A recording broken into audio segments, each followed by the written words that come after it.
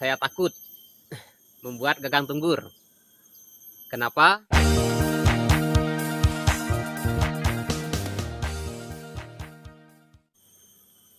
Adil Kak Talino, bacuramin Kak Saruga, bas sengat Kak Jubata. Arus, arus, arus. Nah, kembali berjumpa lagi dengan aku Saris. Jadi di kesempatan kali ini saya akan menanggapi komentar salah seorang saudara kita yang mengatakan, Bang Saris, tolong buatkan video pembuatan gagang tunggur. Oke, jadi sebelumnya subscribe dulu. Jika sudah, terima kasih. Bagian dari sebuah mandau yang tidak kalah penting adalah gagang. Nah, jadi gagang itu sangat vital peranannya dari sebuah mandau.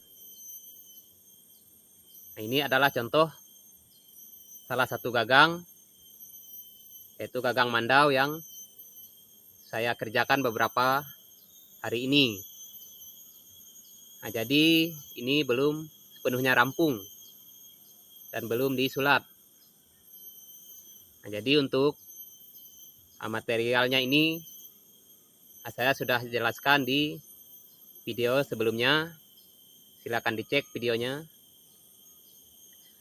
Nah, jadi seperti ini, sahabat Saris. Ketika saudara kita meminta untuk membuatkan video pembuatan gagang tunggur.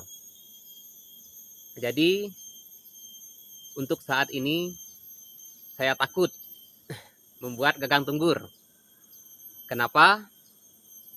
Karena saya belum siap dibully. Jadi kenapa bisa seperti itu? Oke, sahabat Saris. Jadi saya beri penjelasan seperti ini. Gagang tunggur adalah gagang mandau tempilan khas dari saudara kita Dayak Benuak yang ada di Kutai Barat, Kalimantan Timur. Nah, jadi gagang tunggur itu yang mengerti betul pakemnya adalah saudara kita di sana. Mengapa saya katakan saya belum berani bikin ataupun belum mencoba membuat gagang tunggur. Nah, jadi saya akan pelajari dulu teknik pembuatannya, kira-kira seperti apa pakemnya. Jika saya sudah agak mahir, nanti saya akan coba buatkan. Karena kebanyakan manusia seperti yang kita ketahui adalah menilai dari segi apa yang mereka lihat tanpa mau mempelajari seperti apa bentuk sesungguhnya. Nah, jadi jika seperti ini adalah gagang mandau kreasi saya sendiri. Jadi gagang tunggur itu seperti di gambar ini.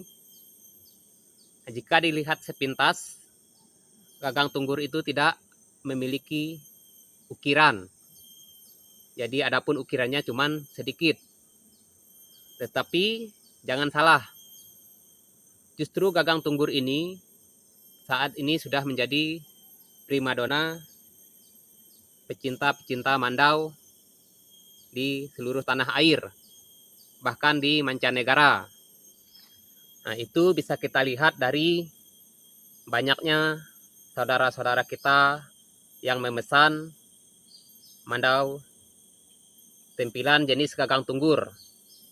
Nah, ini saya dapatkan ataupun saya mengetahuinya karena saya sering menonton dari channelnya Empu Gelol.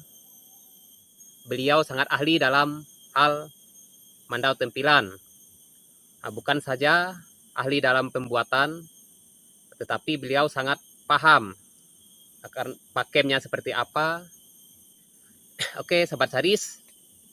Jadi kembali ke gagang tunggur tadi, bentuknya yang sangat sederhana, tetapi sangat memikat.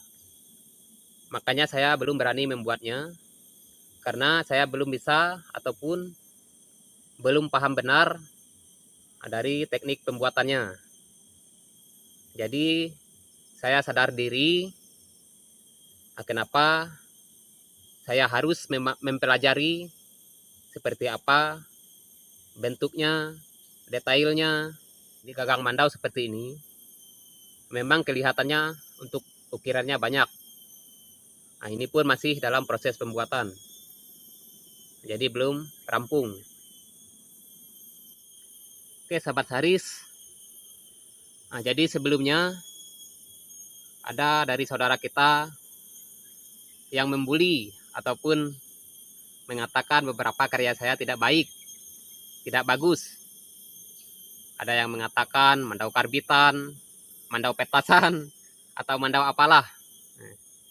Jadi saya tidak merasa tersinggung, karena saya sadar diri, saya masih dalam tahap belajar. Dalam arti kata saya masih belajar, saya tidak menyerah begitu saja. Masalah hasil, saya rasa tidak ada jika kita membuat sesuatu dari nol bisa langsung sempurna. Nah, kenapa? Karena saya merasa saya hanyalah manusia biasa. Jadi jika saya membuat satu gagang mandau bisa langsung bagus, itu memang sangat luar biasa. Saya akan terus belajar, dan saya mengajak untuk generasi muda supaya kita lebih peduli dengan adat dan budaya. Tidak ada salahnya untuk belajar. Nah, jika saudara-saudara kita yang sudah senior memiliki ukiran ataupun hasil karya yang sangat luar biasa, mereka juga membutuhkan proses untuk belajar. Kenapa kita harus belajar mengembangkan adat dan budaya kita, terutama tentang mandau. Jadi untuk saat ini, banyak dari saudara-saudara kita di luar yang tidak bisa membedakan seperti apa mandau asli dan mandau souvenir ataupun mandau cenderamata. Jadi itu bagian dari tanggung jawab kita untuk mengedukasi mereka. Nah, jangan salahkan orang lain. Nah, misalnya mereka bukan dari bagian kita, maaf ngomong ya untuk hal ini. Nah, misalkan mereka bukan dari suku kita Dayak, tetapi lebih mahir membuat ataupun mengerjakan mandau, itu karena usaha mereka. Jadi kita tidak perlu menyalahkan mereka. Salahkanlah kita kenapa sebagai putra asli tetapi tidak mau mempelajarinya. Jadi itulah harapan saya, semoga generasi muda lebih peduli tentang adat dan budaya. Belajarlah dari hal-hal yang sepele, seperti mengenal material untuk mandau, belajar membuat gagang mandau, sambil kita mencari ilmu. Di YouTube ini sangat banyak konten-konten yang mendidik. Cari saja konten-konten yang benar-benar mengarahkan kita untuk lebih mengenal mandau. Jadi untuk pemula seperti saya ini, kita tidak perlu ataupun jangan dulu menggunakan material-material yang seperti tanduk, akar ulin, ataupun banggris. Nah, kita gunakan dulu kayu-kayu yang seperti ini. Nah, untuk materialnya ataupun kayu ini cukup bagus untuk kita belajar. Nah, kenapa saya melarang menggunakan akar ulin, akar banggris, ataupun tanduk?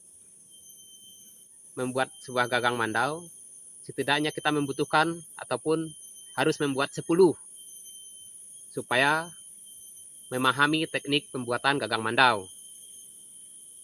Nah, jadi tidak ada proses yang instan. Jadi membutuhkan waktu yang lama untuk mempelajari sebuah mandau. Jika saya sudah kebal terhadap bulian, saya tidak masalah dengan itu. Makanya dari itu, subscribe channel ini supaya kita bisa sama-sama belajar mengenal mandau sambil mempraktekannya. Jadi tidak hanya sekedar mengkritik ataupun menilai karya orang lain. Jika mandau seperti ini, gagang mandau seperti ini memang tidak bagus, jelek. Tetapi kita tidak perlu berkecil hati. Ada usaha, akan ada hasil. Bukankah seperti itu? Jadi, mulailah dulu belajar dari hal sepele.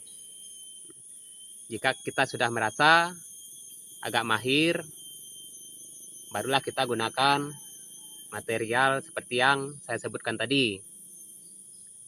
Dalam hal belajar membuat gagang mandau, kunci utama adalah kemauan, tidak ada lain.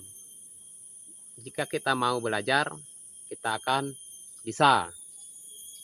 Untuk masalah hasil, bagus atau tidaknya, itu urusan kedua. Nah, jadi jika sudah cukup paham, barulah kita bisa belajar tentang gagang-gagang mandau yang seperti saudara-saudara kita buat di Kutai, Kalimantan Timur. Dan juga saudara-saudara kita yang lain, yang di Kalteng, Kalsel, Kaltara, bahkan di Sarawak juga ada yang membuat mandau. Nah, jadi seperti ini saja pembahasan saya hari ini. Terima kasih kepada sahabat-sahabat Saris yang selalu mendukung perkembangan channel ini. Jangan lupa subscribe untuk kita sama-sama belajar di channel ini. Material apa yang cocok untuk pemula, saya sudah buatkan videonya, silakan dicek. Sampai berjumpa lagi di konten-konten saya yang berikutnya. Salam budaya.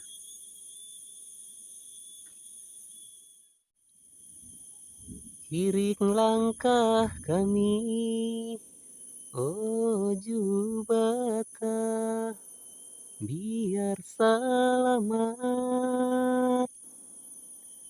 Iring langkah kami, oh Jubata, biar selamat.